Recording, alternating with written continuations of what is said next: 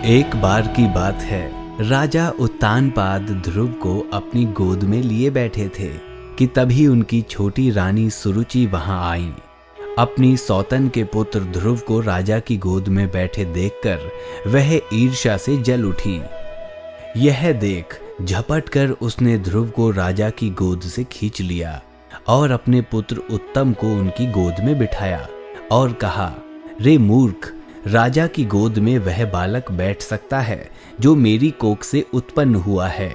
तू मेरी कोख से उत्पन्न नहीं हुआ, इस कारण से तुझे इनकी गोद में तथा राज सिंहासन पर बैठने का कोई अधिकार नहीं है। यदि तेरी इच्छा राज सिंहासन प्राप्त करने की है तो भगवान विष्णु का भजन कर।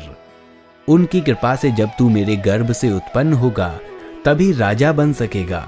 5 वर्ष के इस बालक ध्रुव को अपनी सौतेली माता के इस व्यवहार पर बहुत क्रोध आया, लेकिन वह कर भी क्या सकता था, जिसके चलते उसने सारी बात अपनी माता सुनीति को बता दी। सुनीति ने अपने बेटे की बात सुनकर कहा कि उनके पिता सबसे ज्यादा प्रेम सुरुचि से करते हैं, इसलिए वो अब हमसे दूर हो गए हैं। माता सुरुचि ने यह भी कहा कि ध्रुव, तुम जाओ और भगवान नारायण के अलावा और कोई तुम्हारे इस दुख को नहीं हर सकता। माता के इन वचनों को सुनकर बालक ध्रुव तुरंत वन की ओर निकल गया, जहां उसकी मुलाकात नारद मुनि जी से हुई। नारद मुनि ने उसे वापस जाने को कहा, लेकिन वो नहीं माना, जिसके बाद नारद मुनि ने इस बालक को ओम नमो भगवते वासुदेवाय नामक मंत्र की दीक्षा दी। जिसके बाद बालक ध्रुव घने जंगल में गया और वहां जाकर भगवान नारायण की तपस्या करने लगा।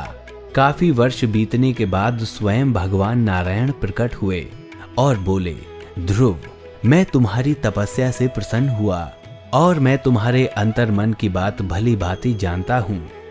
मैं तुम्हारी भक्ति से प्रसन्न होकर तुम्हें वो लोक प्रदान करता हूँ जिसके चारों ओर ज्योतिष्य घूमता है, जिसके आधार पर सारे ग्रह नक्षत्र घूमते हैं। ऐसा कहकर भगवान नारायण अपने लोक को चले गए।